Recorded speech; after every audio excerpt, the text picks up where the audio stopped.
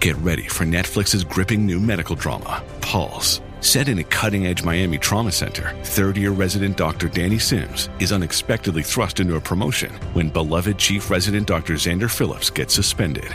Then, with the emotional and physical stakes at their highest, a storm will push the hospital and its residents to their limits. Witness how life can change in a heartbeat when you're operating under pressure.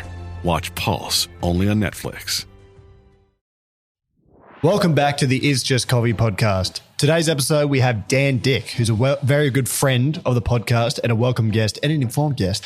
In today's episode, we cover some topics that are quite relevant if you're a business owner, and it doesn't really matter if you're in the coffee industry or not. So I think you'll all get something out of this. It's very funny. There's some controversy. I might have a lawsuit or two coming my way. But as always, guys, enjoy and remember, it's just coffee.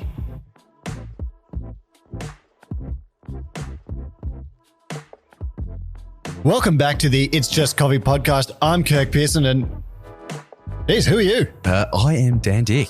Okay, Dan Dick's back in the seat. Rowan Cook, also known as Patient Zero, is away this week. He's got a bit of the COVID. Well, his spicy cough is my gain, so very happy to be here once again, Kirk. Thank you very much for having me. No, thank you so much for joining. Just a quick little question. You've brewed up a little number for us here. Tasting outstanding. I'm drinking it. You're drinking it. Producer Liam's drinking it. What do we got? We've got a PNG coffee, the Kendang Mill. It's from my coffee company, Born and Raised. I'm really bullish on Asian coffees at the moment. And it seems that, perhaps the specialty coffee community is sharing that based on the success of, the current reigning world champion, Mikhail Jasin. And but we love this coffee. It's been a real crowd pleaser.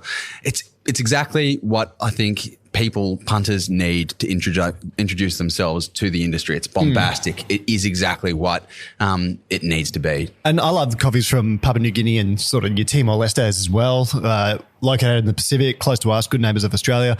But also, coffees like this have excellent body. They make great espressos. They make great milk coffees. So, vehicle is the milk is the vehicle for people to really introduce themselves to specialty coffee. So if you can't present a coffee in a way that's going to break down those barriers, and I've always found that something delicious in milk, bit of fruit, bit of funk, it's a really easy talking point somewhere for people to start. And I don't know if customers in the US would get such access to these, or Europe, because coming from the Pacific, it would have to travel quite a distance, just a stone throw away for Australia. But hopefully if you see it over there, please buy some. Good. Yeah. It's excellent.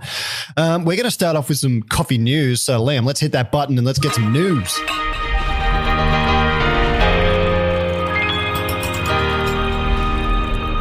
We got to tune since you last came. I love the sting. But we're going to start off with something really positive. I love this one. Coffee chain creating new opportunities for people with disabilities. So this one's in the US. Founders and CEO Ben and Amy Wright opened the coffee chain after their third child, Beau, and their fourth child, Bitty, were born with Down syndrome. So today there are 20 Bitty and Beau stores across 11 states and Washington, D.C., employing more than 400 people with Down syndrome, autism, and other disabilities. Of all the coffee chains, this is one of the things that makes me most happy. And giving people who have that disability a lifelong sort of skill, giving them sort of a bit more dignity to be able to go to work and I think I was reading a bit more about it. They were saying they find people, they see what they're good at, then they give them a role in the business. And I think that's excellent. I've always thought that coffee's superpower is its ability to bring people into a community, and to see that community really advocate for inclusivity is just, it warms my heart to hear that. So great news. I'm super stoked for that one. Well done to them. Hopefully they keep growing, and who knows, maybe we can get them on the podcast. But if you're in the US, we're in Australia, but if you're in the US, go to Beau and Bitty, support that. Speaking of the US, the global specialty coffee shops market is estimated to grow by US $57.41 billion between now and 2028. So according to a report released by market research firm Technavio, according to Technavio, a key reason behind the industry's growth is consumer focus on sustainability. So this one came to us by Global Coffee Report magazine. The Yanks getting behind some coffee. Yep. Mm-hmm. Everyone's got a thirst for it, don't they? Well, apparently it's funny when a US consumer comes to Melbourne, they say, where do I get coffee? And ironically, I've just walked into a coffee store, but a lot of the time they're looking for a Starbucks. And I don't know. No, I've never been to the US. I would love to go. Hopefully I get to go. Have you? Have you been? I've been many times. I'm actually a dual citizen. My mum's from Salt Lake City, Utah. So I've got family over there. Jazz fan. And I spent nearly half a year of my life in a small town called Potosi, Missouri, which is about 2 hours south of St. Louis. I always used to refer to it as where the Midwest met the Bible Belt. But that's the sort of place where, unless it's a nationalized franchise or a real old school mum and pop style store, they just will not buy into it. They are very insecure in how they spend their money, particularly around food and beverage. In defense of the US though, like I think Onyx Coffee, so that's the one where Lance Hedrick works for and Andrea Allen owns, they're in Arkansas. So I think they're in Arkansas. I might get Arkansas, yeah, but the city of Arkansas, but I think I might get cancelled for getting that wrong if it is indeed wrong. Moving on, Starbucks. Bit of an Arkansas point. There we go. Hit the button for that one. All right, Starbucks in trouble in China. Okay, so recent data tells a troubling story for the US coffee giant. In the first quarter 2024, Starbucks sales in China plummeted by 11%, with the average order price dropping by 8%. In contrast, Luckin Coffee's market share rose from 3.3% in 2020 to 9.1% in 2022, eventually overtaking Starbucks in 2023. So, Luckin's rise has been attributed to an aggression expansion strategy. Unlike Starbucks' larger, more traditional cafes, Luckin focused on opening over 18,500 smaller, strategically located outlets, primarily in office buildings, catering to the on-the-go professionals. 18,500 cafes. I run, 5, and I find that difficult to manage. I couldn't imagine looking at 18,500. Imagine being the operations manager for one of those. Yeah, it'd put you in an early grave, surely. Yeah, it would. But also, I think a whole bunch of World Barista Champions paid ambassadors for Luckin Coffee. So I don't know how they get the money for this. I mean, there'd be some large, obviously, investment group behind it, but 18,500 shops. Can you imagine that? No, I can't. How many does Starbucks have globally? It's like nearly 40,000 or something. Good question. That's a couple of coffee shops. Anyway. So lattes.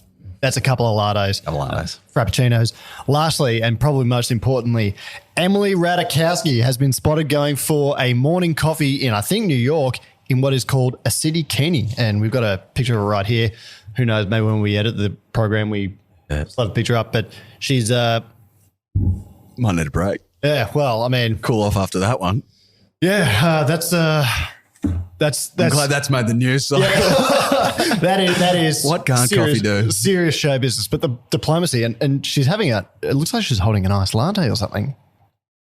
Okay, yeah. All right.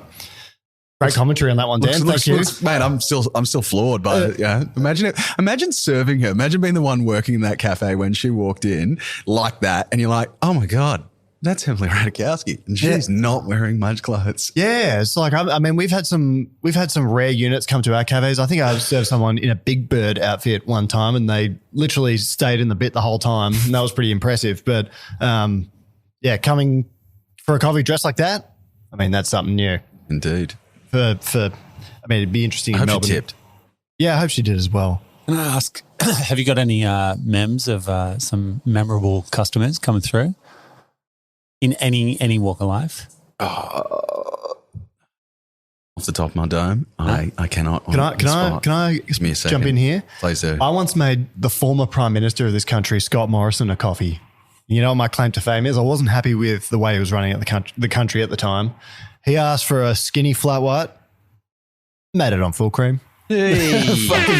Well, actually, if we're getting political, Josh Frydenberg, the former treasurer, was actually a regular customer as his office before he got kicked out of Kooyong, was on Burke Road, Camberwell, just near my original store. So particularly during lockdowns, he'd come in quite a bit and get the photo ops, and didn't know what email hate was until apparently I appeared in a Facebook post with the Liberal chair. And we're apolitical. No, my businesses do not represent politics.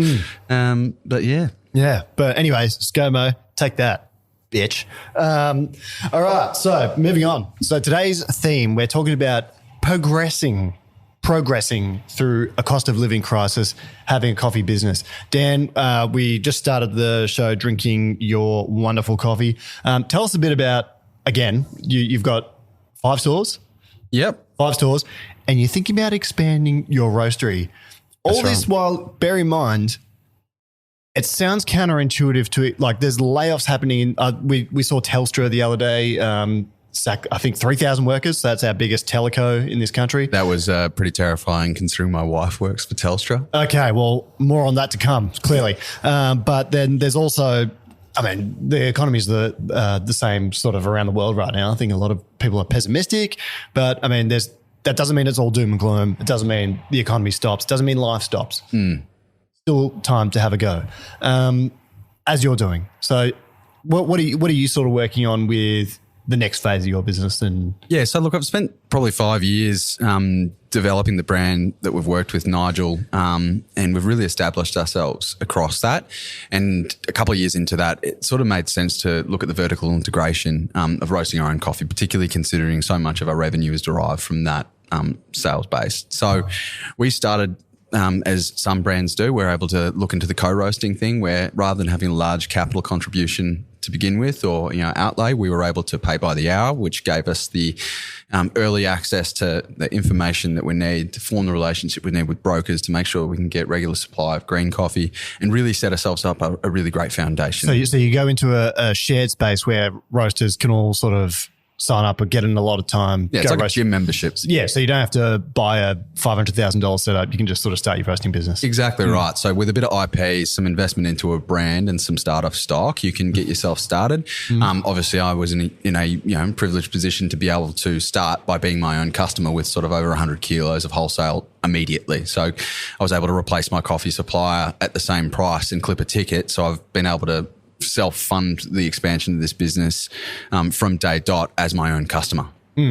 So I guess where we've landed is there is a bit of a limitation on that model. As I said, it's a fantastic place to learn and to grow, but the limitation on the co-roasting thing is that as you grow and your volumes grow, so do your costs because you're paying by the hour. Now, obviously, supply and demand will dictate your ability to renegotiate terms down the track, but ultimately, what we want to achieve is to compete and to put ourselves out there, and you really need a base of operations to do that. And I think selling a story as well, a place where people can come and see the magic happen that you own, that's entirely shaped by you, is really important part of that value proposition. So yeah, we're in the processes of sort of looking at that now. I literally came from a warehouse inspection on my way here. He looks good, doesn't he? I'm trying my best. He's dressed well. It was. I didn't need to. I didn't need to dress to impress because, as it happened, the real estate agent that I met with was one of my employees' fathers. So small world. Is he going to give you a discount? We can only hope. Oh, well, we can. One interesting question I have in that is that obviously you're having to go. I mean, obviously it's a well-managed business, but this comes in a time where a lot of places are probably struggling. A lot of people are tightening the purse strings with their budgets, so to speak, in the general public, and a lot of restaurants and cafes are doing it tough. My question to you firstly, do you think coffee's in sort of a unique position to actually succeed in a cost of living crisis? Because if I were to draw a comparison, if you go to a lunchtime venue or a dinner venue and then you either pay, you haven't brought your lunch to work, so maybe you go buy a $16 toasted sandwich, or maybe you want to go buy dinner and that's a $50 serving. Coffee is kind of like a $5 or $6 thing a day. It's maybe something that people can continue to justify in what a cost of living crisis. It often gets referred to as an affordable luxury, and like not to brandish or say that I'm smarter than everyone else in hospitality, but we very much looked at our expansion through a really rough period. I opened my second cafe in 2021 at the start of 2021, and the third and fourth in 2022, still in the shadows of the pandemic. So we knew from that time how robust the business model was in our ability to scale, because we don't do full service cafes. So my labor model is very different to a restaurant. Now I speak to some of my friends who are operators of large scale, large format restaurants, and they're really feeling the pinch because, just the pure cost of staffing a venue that does table service, that has multiple bar backs and multiple KPs and multiple chefs, and the strain that's been placed on,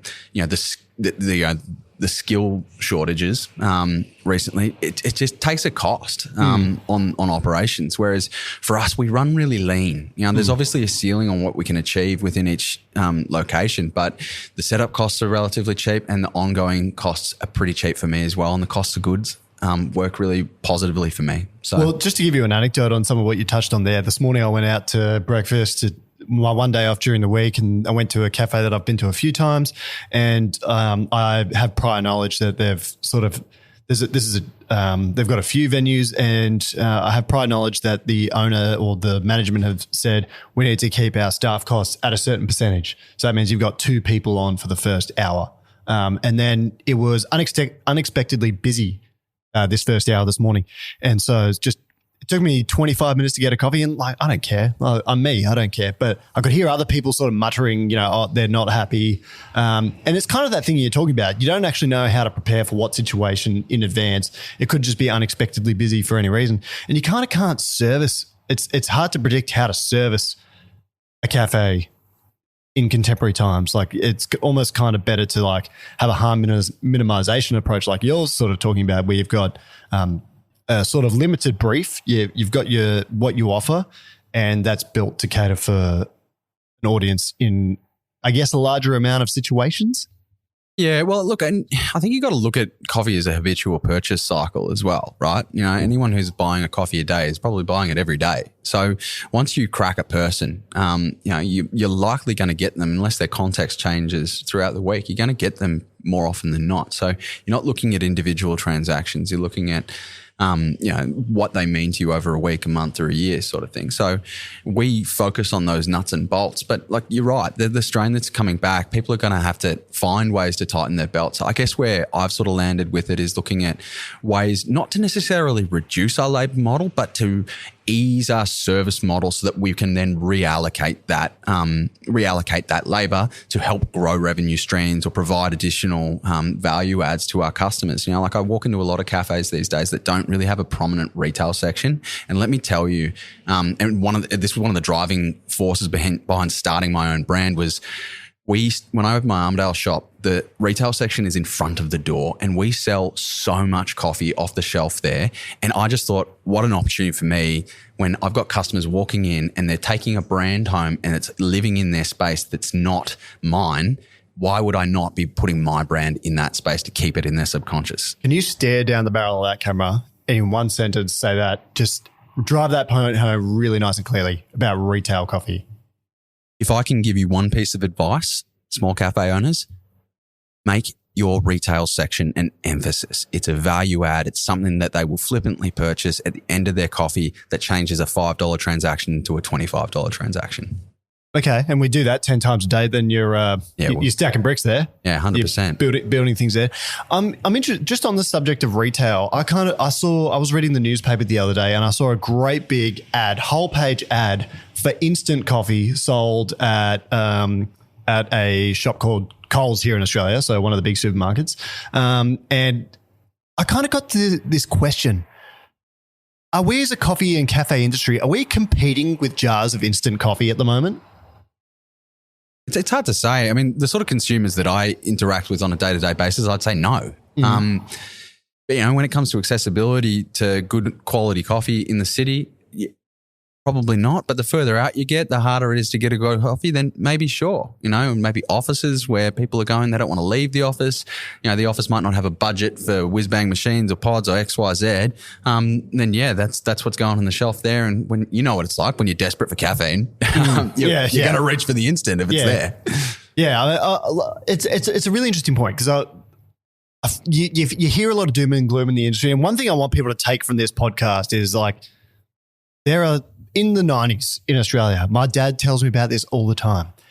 Paul Keating, our Prime Minister, then said it was the recession that Australia had to have. So you got it. And that was the 90s. Obviously, there was a bit of a downturn during COVID. There's always going to be. But the economy works in cycles. Yes, it does look like we appear to be going down a protracted sort of recession across the world. And, there's a lot of, conflict going on. And there's reasons to to sort of feel down about that, but things will correct themselves at some point. Like, it's not like there's no opportunities. Well, I think there's also an opportunity as well, given how well publicised the strains in society are at the moment, for us to have finally a dialogue with our customers about what is fair and reasonable to pay for our products. And if they choose to bypass what we offer for something that's more cost effective and convenient to them, then that's the power of the consumer, right? But it's hard for us as operators who have a responsibility to the people that work for us as suppliers to make sure we're paying in full on time, not to make sure that we're getting the best possible returns for our value proposition, as long as we are meeting that standard with our customers. You know, especially when the announcement was made yesterday, the 3.75% increase to the minimum wage or to the award, which is going to have a direct impact on you and I, Kirk, as of July 1 as cafe operators. But it's also a really easy thing for me to go back to the customers and say, you've seen it. It's been publicised here. The people who are making your coffee are being the recipients of this, and that's great. They need it more than most, you know, as university students supporting themselves through that sort of thing. So, but you guys need to pay for it, you know, so prices are going to go up consistently, if not a little bit more. So will you put your prices up 100%. On July 1? I would love to advocate for small business owners to have an annualised price increase so that they condition their customers over a long period of time. Because so that comes in July 1. July 1, my price is going up. 100%. All right, so July 1, 2024, do we need to have a national raise your prices of coffee day? I don't know if the ACCC would be so happy about this collusion, but yeah, if I could. Well, I'm not. It's not like I'm colluding. I'm just Kirk running a little podcast here. Yes, we should both advocate for, you know, everyone put your prices up as of July 1. If the whole industry does it, no one can sort of say you're being unfair. All right, here's me telling you, national put your prices up day on July 1, 2024. Let's do it. Bacardi and Cola. Do it. Have you seen Starsky and Hutch? Do it. We're talking about quite a serious subject here, and I know we're not at the extra hot take section, and this is not my extra hot take with two sugars, but I'm also going to say something that's, you know, a little extra hot with two sugars here. I mentioned before the jar of instant coffee that I saw advertised in Coles, yeah? Mm-hmm. Coles Local. And there's a duopoly of supermarkets in Australia. You've got Coles and then Woolworths, but they have like a sort of a light version of themselves. Like, you know, if you got full cream milk, you got light milk. There's Coles Local, which is like their little Metro hit one, and Woolworths Metro. And I like to say a little something to Coles Local and Woolworths Metro. Fuck you. I hate them because they offer less goods. They offer, and I hope this is something that goes viral because, you know, it should just permeate. It should transcend the industry. You get less stuff. Is it more expensive? Yeah, it's more expensive. There's less things.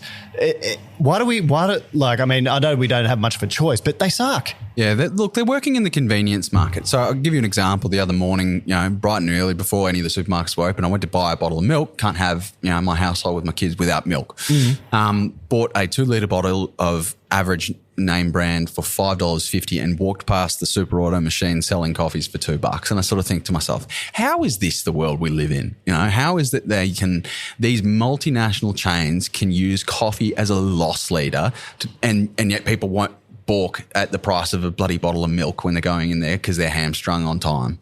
And it's weird because they stock some pretty good stuff in these Coles Locals and Woolworths Metros. I try to buy independent anytime I go to them, you know? Yeah, well, but they stock items that they wouldn't have at their bigger venues. And anyway, we won't go too stuck on them, but they've got some good coffee in there as well. But don't buy from them. Buy it from small retailers. Buy from small retailers, but like Kirk and I.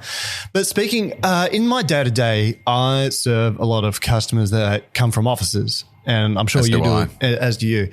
I'm going to be very honest with it. Not a lot of them love their jobs. And so like coming to the cafe is kind of like their little, you know, they need their coffee break. They've got a machine up on their floor. They wouldn't need to pay for a coffee from, but they're like, nah, I need my escape from work to come down and get a coffee. And I was speaking to someone yesterday who was considering making the leap, working for a big company. He's staring down the barrel of a redundancy and he's thinking to himself, do I just get into the industry? Do I just pivot? Like, I'll get paid significantly less, but, you know, my life will suck a lot less. What do you think about people doing that? And what do you think about people potentially wanting to do that right now? Because a lot of people listening to this might think, well, I'd love to do that, but we're going through turbulent economic times.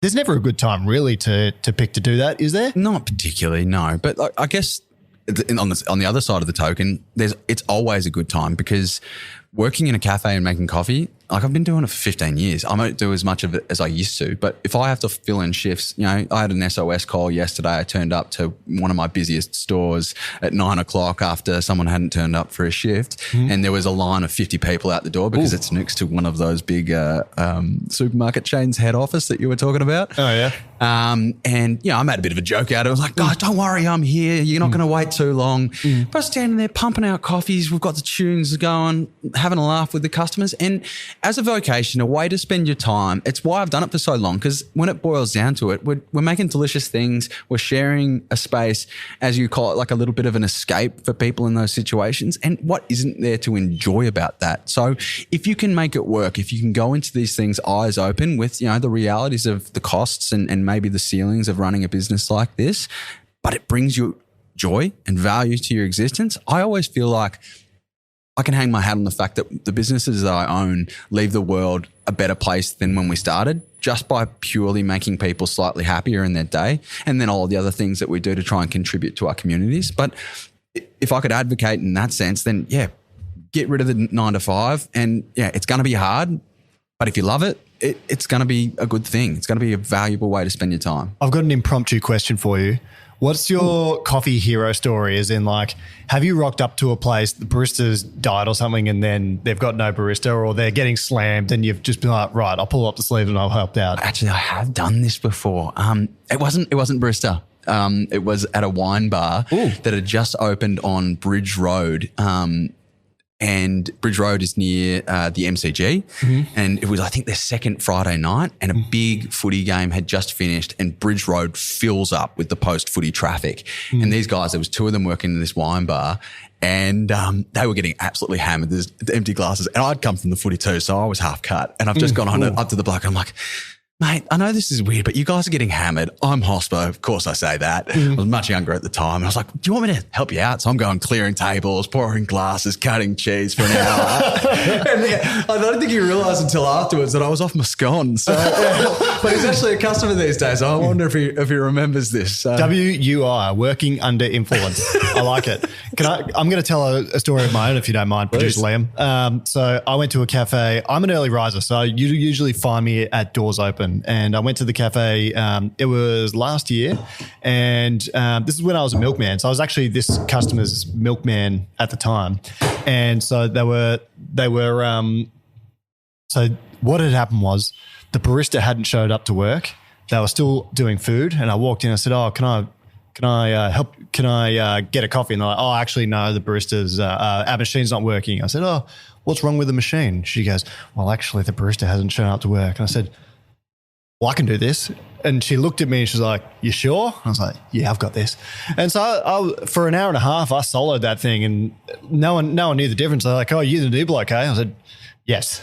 Yeah, it's always good like that. But I love those little stories. And, sometimes I see people in the shit. I'm always tempted to jump on the pour. Yeah. Especially like one of my locals, Joe Frank in Ashburton, Fab and Mask, great dudes. I'll stand on the other side and talk shit with them, and they have actually got me to pour a couple from time to time, but I'm always like, come on, just give it to me. Let me show you what I got. One question on the sort of office worker topic: is working from home hurting the coffee industry? So the Australian Bureau of Statistics reports that 37% of Australians worked regularly at home in August last year, compared to about 32% in 2019 and a peak of 40% in 2021. More telling is about 60% of workers who used to clog offices work from home regularly, compared with 22% across other occupations. So that's from investmentmagazine.com.au.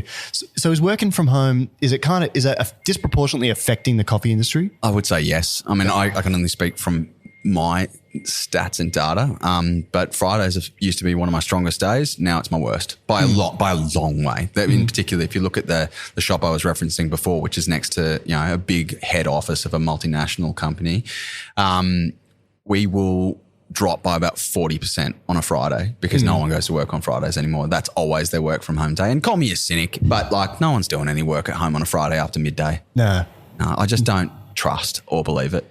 Yeah, I wonder if that will change because we're sort of, as we've alluded to, we're heading into turbulent economic times, and maybe some people feel somewhat more, on the hot seat in their regular day-to-day jobs. Well, the data still, I don't think, paints an entire picture when it comes to productivity, because I think it's around the fringes that's going to be the most impactful, like the lack of mentorship, which I know is a bit of a buzzword and something that offices and large businesses are trying to use as leverage to get people to come back. But I spent time working in offices when I worked, a wholesale coffee company, and it was that interaction that really helped drive, my enjoyment of things. I'm not the sort of person who can sit in a room by myself and be productive. And that's a me problem. But I'm sure lots of people have that same sort of an issue as well, right? So I just think, what are we doing if we're not spending, a huge chunk of our time a week with other people? I feel like there's so many different vehicles for us to use to disconnect ourselves from each other. Why do that as well? And I get it, if you want to put on a load of laundry or pick up the kids or do that sort of thing, it makes things slightly more convenient. But at the same time, what are we losing here in terms of personal connection? Well, that's my concern. There's that element to it. And I don't think it's not constructive to be like, they should come back because, we don't control that. But there's the kind of price that the vibe of the city pays. Like Melbourne is, the city's so awesome in so many ways. And I feel like it just kind of loses this essence on a Monday and a Friday at the moment because there's so many less people in there. Yeah. Well, and not to jump on one of your next questions, just reading ahead, but the impact that this has had on small businesses, particularly when it comes to rent, is really significant because rent and landlords are still pushing for increases, despite the fact that we're trading in these businesses in a diminished manner that hasn't been reflected in the valuation of these rents. So, particularly if you have a business like yours or some of mine, which are designed to be in a 5-day trading thing because that's when people work, and all of a sudden people aren't coming in, you're already foregoing rent that you're paying for 2 days of the week by not trading on the weekends. But now we're losing another day to Fridays, that sort of thing. It's like somewhere something's got to give, and landlords, I know it's an easy low-hanging fruit when it comes to villains, but commercial landlords are no better than, domestic landlords in that sense. They all want returns, and none of them are prepared to see that the strain is real on businesses as well. And from my research, this isn't just an Australian thing either. I was reading about some things online about San Francisco of all places, and this is just what I saw online. So I don't know that it's actually credible or not. So skew me in the comments if you want. But a lot of vacant real estate, commercial real estate in downtown San Francisco right now that's not being reoccupied because, from what I've read, landlords just won't decrease the rent or be flexible in any way, shape or form. So is the model kind of a bit silly with commercial real estate at the moment because maybe they're just clinging on to hope and it looks like the value is depreciating. A lot of investment funds own the big office towers in Melbourne. It's not like the one dude owns them. It's like superannuation funds, which is like retirement savings for Australians. Are they not being realistic about this? I don't think so. But look, I'm not to speak out of my lane, but it's a much more complicated thing from their perspective, which I do understand and sympathise, where they'll look at rental returns as part of their valuation. They use their valuations to leverage banks to get more loans to buy more buildings. So if they have a real-time dip in those returns when it comes to rent, then they don't get the same valuations. They don't get to continue to expand, which loses their money on the shares if they're public companies, et cetera, et cetera, et cetera. But, it's this notion that money makes money, which doesn't actually work hand in hand with small business, or people in general, it seems like. Do you think it's probably an area where people, businesses and their landlords could probably benefit from having a better relationship? Because if you go back to COVID, I think I remember you and I clearly having this discussion as well. Some landlords were not forgiving at all. That's like, okay, even though you cannot run your shop, you pay me your rent or else. And it's just like, that's not realistic for everyone, and not really benefiting to the landlord in that sense either. Is there a bit of a essence here? Maybe have a better relationship with your landlord, because you're thinking about it with your rep. If you're a shop owner or if you work as a rep for a company, you will work harder for someone that's nicer to you. So say, for example, I was a milkman once. Some guy, blows up at me and swears at me during the week, rings me on a Saturday when I'm not working and he wants milk.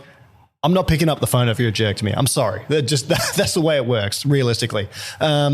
could it be the same with a landlord, though, having a better relationship? Look, I think in an ideal world, potentially, but look, not every landlord has the comfort or privilege to be able to take a hit when it comes to these sorts. They face the same sorts of pressures as we do. They've got, other interests and obligations financially as well. So as much as we'd like to see, all these people who own property as, the cream of the crop in terms of finances, it's not the reality for a lot of them. Now, I know you can come back and say, yeah, well, it's an investment like anything else. So you caveat emptor in that sense, but that's just not the way people work, are they? They're always going to choose themselves first when push comes to shove. Now, if I was a landlord and I was in the fortunate position to sustain a property like that, and someone like me or like you was struggling, then yeah, by all means, I'd try and make it work for them. Because what's worse, having less rent or no rent if they go under, and then you're trying to sue them for lost revenue? Like, come on, it's a fine balance. Interesting story, actually. When I was looking for a site for the cafe that I now run, it was the landlord that we were talking to. He owned a whole block of the city, essentially. And so he wouldn't position one cafe next to another cafe that he leads to, which is kind of like a good thing if you wanted to maintain that relationship. But also he led us down the garden path where it's like, yeah, we'll rent this to you. Then right at the last minute, it's like, no, we're not. So that just wasted 3 months of our time. That's a bit strange. And you do deal with people like that.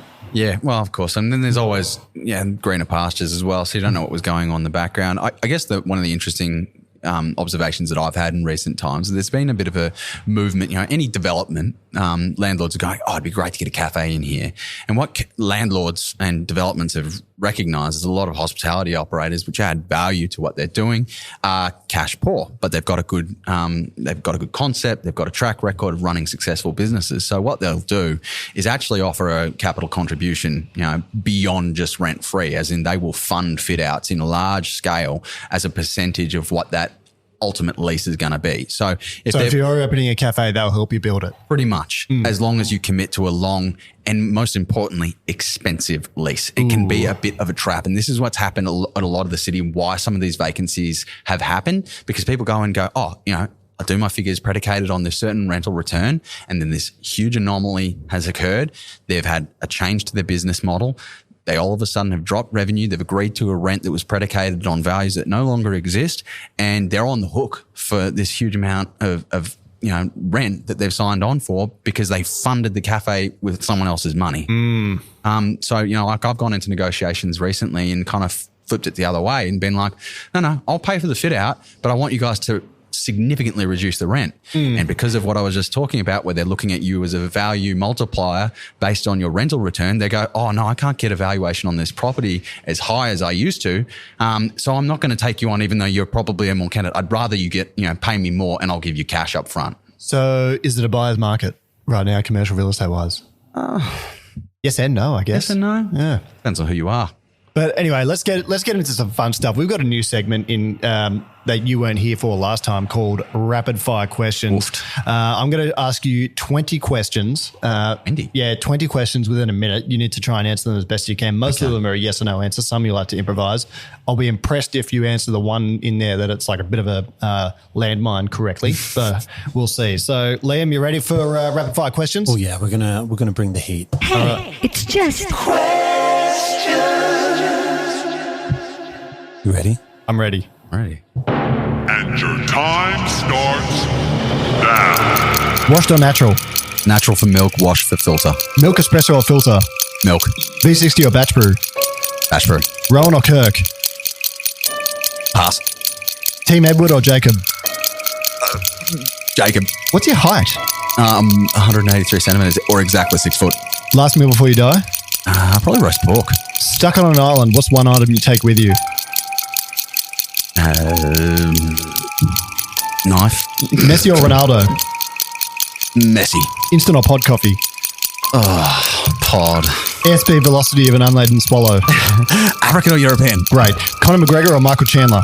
McGregor. LeBron or MJ? LeBron. Starbucks or McDonald's? Macca's. Favourite cafe that's not your own? Joe Frank. Best coffee outside of Melbourne? As a city. Sydney. Is tea underrated? Yes. Starbucks or lock-in? after the siren, James Hoffman or Lance Hedrick? Hoffman. Oh, I'm old school. all right. Hot one for you. I've never watched a Lance Hendrick video. They're too long You for should. me. Oh, well, okay. So Hoffman's, to be honest. Constructive feedback there, but Lance is excellent. Yeah. His refractometer vid, I mean, I know it's nerdy, but Lance is excellent. He's a lovely guy too. I'm sure he is. He is Nothing against him. Fantastic guy. Okay. All right. There was one other thing that I kind of wanted to ask you here. We've been on the topic of, and let's keep it to the Australiana theme in a way. Getting a bit hot there, Dan. I am actually going to be hot. That's coming in a second. That's coming in a second. I'm excited for that one. All right. So your top 3 cafe breakfast dishes. Ooh. The first one that comes to mind was the one that Dobbers used to do at St. Ali. Pancakes, bacon, eggs, maple syrup. All right. Phenomenal breakfast. That's one. I'm really boring with breakfast. I go to places, the benchmark for me is poached eggs on toast, bacon, avocado. I can eat that every single day of the week. You know, one thing really annoys me when places don't, I get not sending out 2 pieces of toast. Look at me, send me 2 pieces of toast. Yeah. What about one a big guy. one? Oh, I don't mind one big one, but don't I know cafes send lots of toast into the bin, but just don't surprise me. Don't make me wait for my egg to get cold while you toast another piece of bread. Just It's not like you're paying by the slice either. I'm not going to be offended. I'm a big dude. So just third dish. third. They used to do that hot cake at Top Paddock. And I know I've said pancakes twice here. I love pancakes. I make pancakes for my kids at home all the time. Yeah. And for myself, Dan cakes. I like that. You got to go to a place called Operator Diner in Melbourne CBD. I've heard good things. They do great pancakes, but they've got this like pecan butter on the top, which I know probably sounds a bit sort of fancy and bougie. The producer Liam's absolutely Sounds loving delicious. this. Yeah, but it just melts so perfectly. Operator Diner, shout out to you. Good, doing a great job. I'm going to throw in a few of my own here. I'm a vegetarian nowadays. I'm 2.5 years strong, but back in the day, still going to give a shout out to the old bacon and egg roll. Ooh. Cannot go past the bacon and egg roll. It's like the Australian, I don't know. Iconic. Yeah, it is iconic. So you can't go past that. Former colleague of ours who's now unbelievably famous, Andy Cooks. Andy. Used to do a dish called the North African fry-up. So Andy, if you're seeing this, please make the North African fry-up video on your channel. I swear I was in his first 10 followers on TikTok. I swear. Yeah, no. And then now he's got we knew him 5 before it was million. cool. Yeah. We really he was did. always cool. He still is. He's still a very humble guy. And then my last one, I love the baked eggs from Axel. Nothing like a shakshuka or baked eggs. Can't go past it. No. So that would be my top 3 dishes for breakfast. Can I jump in there? Okay. Ask you both a question. Very Melbourne based, but what are your thoughts on the smashed avo on the menus? Because like you're talking about coffee going up, I feel like the smashed avo is getting a little bit cheeky in the price world. If you've seen the fluctuation in market price for avocados, it should seriously be, like when you go into a restaurant and you get the fish of the day, it says MP. It should be the same thing with avocados. I'm like, how can we possibly charge a stable price for something that literally can double? I remember when I haven't bought avocados for the shops in a long time, but they were like $40 a box, and then just arbitrarily one day they came in at 85. And I'm just like, I actually had to literally put up avocado price up. I was like saying to people, I'm really sorry, we're going to have to put it up by $2 for the time being. Could there be how there's a stock market and it's constantly monitoring the prices of stocks? Yeah, 100%. This is the price of our smashed avocado today. Trading in the futures avocado market. Can I jump in here and say there was a building developer, property developer in Melbourne, Tim Gurner. He's the guy with the forehead that's got it's got its own cosmography. It's huge. I mean, can we put this? Surely this gets a tag as a short or something. Oh. That head is massive. Yeah. Anyway, he's very rich. He can write his annual report on his projections. Oh man, it's got its own tractor beam. It's like when Ben Kenobi's in A New Hope. That's no moon. Anyway, he's probably going to sue me for this, but anyhow, he was saying that for those listening outside of Australia, there's a link between buying lots of smashed avocado and never being able to afford a home. So, because you can't buy a home because you buy too much smashed avocado. Yeah. Anyway, so that was interesting. Let's go into extra hot take with 2 sugars time. It's getting fucking hot in here. It is warm. Hot take, 2 sugars. All right, I'm going to start off with the hottest take maybe ever in the history of extra hot takes with 2 sugars, and it's going to break this state Victoria, Melbourne. It's going to break their heart. Strap yourself in. Hey, Kirk, can I ask you a question? You're about to yell into the mic. Sorry. You're about to yell? No. All right, so we're going to have to monitor this. The magic is shit. Wowee. Now, there's only one role for the magic. You don't drink it because you like it. The one scenario for a magic is in Melbourne, you've got someone from the Sydney office visiting. You're in line and they're saying, haven't you guys got you got that special coffee? It's the magic. Oh, you got to try them, mate. You got to try it. The magic tastes like a Marlboro Red. Yeah, it's not great. And look, just to pile, I was actually going to use this one, so thanks for stealing my thunder here. I got first. Just to give a little bit of context as someone who makes these things, they're just horrendously inconsistent because your 3/4 versus someone else's 3/4 versus your double ristretto versus, and let's not get started on ristretto coffee because it's garbage to begin with. It's just such wild fluctuations. So define a magic. So it is a double ristretto 3/4 flat white. That is exactly what it is. And I've explained it to customers, who then, it sounds like a good magic coffee sort of areas. But it really is. Like in practice, if you see it, it's the if you guy want a strong coming coffee with less milk, that's great. We can make you that. But let's redefine the magic. As what? Something tasty? Long Mac topped up. I should have seen that coming.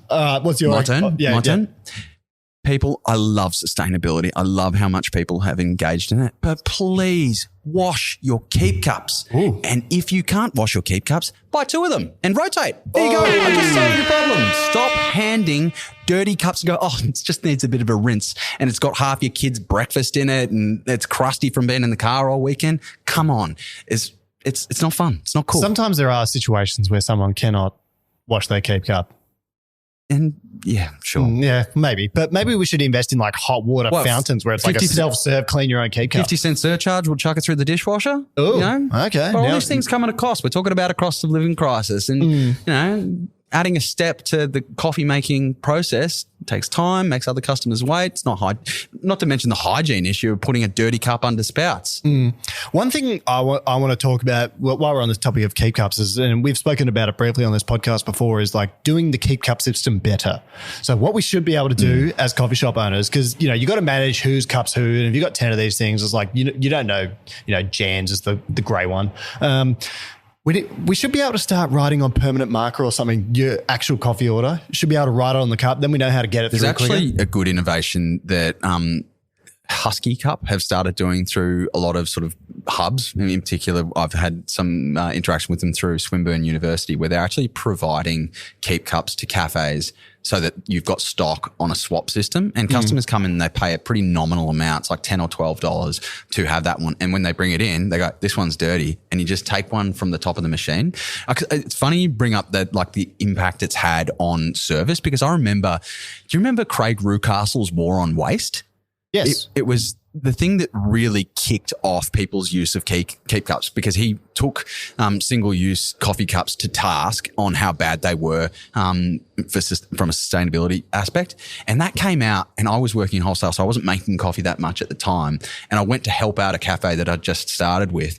And I was blown away by how many people had started to use keep cups for it. And I found it really frustrating, because it's so easy when you're making takeaway coffee when you've got all the things there, because the workflow is so seamless. As soon as you introduce a different cup to it, there's extra, the person on the till has to press different buttons to make sure that, it's noted that if there's multiple keep cups, that everyone's getting the right drink and the right thing. And then don't get me started if you accidentally break a customer's keep cup. Where's the obligation? Is it on us to then provide you a new one or give you cash for the one that we've broken? So people bring in all these rickety old mugs, which is great. But, again, maybe caveat emptor.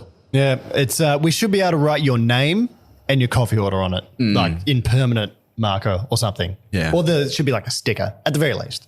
Yeah. Or a husky. Or just, have one done. I don't know. Yeah, we'll see.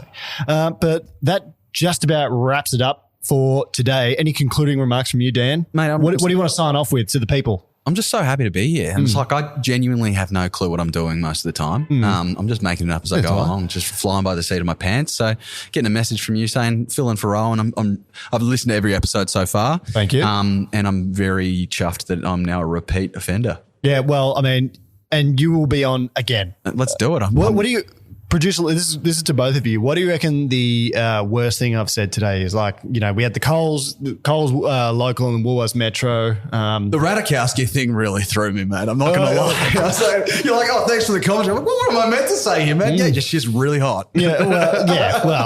Yeah. Anyway, but there was Ratajkowski, there was the Coles. There's, you know, we basically desecrated the magic. I could have a lawsuit coming from Tim Gurner. I was going to say that one. Yeah. I'm also like, oh, why are you asking us to bash you?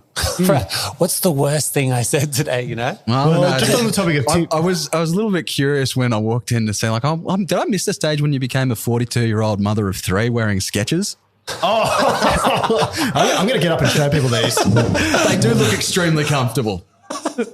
Now, the body's aging a bit. I'm going on 30 this year. I'm turning 30 in August, and you know, the body. You can tell when you're at this age when your shoes have expired. You know, my other shoes, I was like, it had been a long time between drinks since I replaced them. I need to wear comfortable shoes to work. So I invested in the Skechers.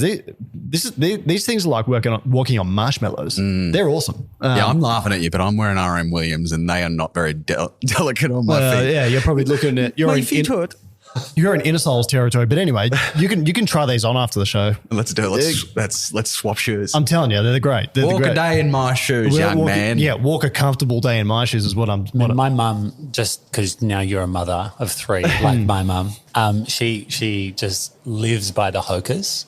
The Hokers. What's that? What? Another very comfortable shoe. If you're into the Skechers, Hoka's going to change your life. Yeah, okay. Mother of 3, Kirk. Yeah. I also, to double down on this mother of 3 point, I also wear compression socks to work nowadays. You know, really. You're 30, I'm 35 and I'm really sure when the body starts to break down. My podiatrist told me I need to wear air dry socks to wick away moisture. She's like, it's not quite trench foot, but it's not great. There you go. Oh, God.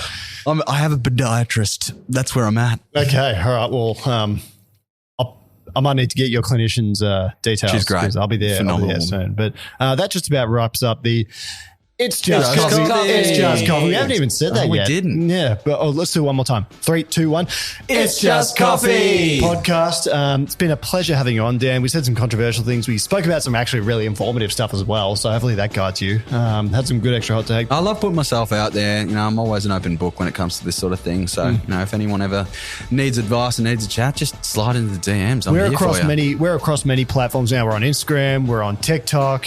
Speaking of which, you're on TikTok as well. Yeah, Dan Dick Talks. I'm trying to do some honest, candid cafe information, sprinkle in a little bit of my dad life there as well. Yep, get on the Dan Dick Talks get on the Dan Dick Talks if you can. And then what's your handle? Dan Dick Talks. One more time. Dan Dick Talks. There it is. Dan Dick Talks. And then what are we on? So we're on Spotify. We're on every platform you can find ever. We're on Audible, Spotify, Instagram. We're on YouTube. You know, you're able to see these beautiful faces in the flesh. So look us up on the Golden Brown YouTube channels on the podcast and email us if you have kind of anything to say. hello@itsjustcoffeepod.com. Yeah, if you've got some stuff that you want us to discuss, please email us. If you want to send us some abuse, please email us. Mailbag. Can I come to the mailbag episode? Mailbag episode? If people start emailing in, that'd be fun. Okay. All right. Yeah. We should do a mailbag episode. Yeah. If you want to do one on Tim Gurner's aircraft carrier-sized head, then we'll do that as well. But anyway, that just about wraps up the podcast for today. Thank you so much. My absolute pleasure. Hooroo. See you again soon. Ta-ta and farewell. Ta-ta and farewell. All right. Goodbye, everyone. That was fun. So I got a bit too hard.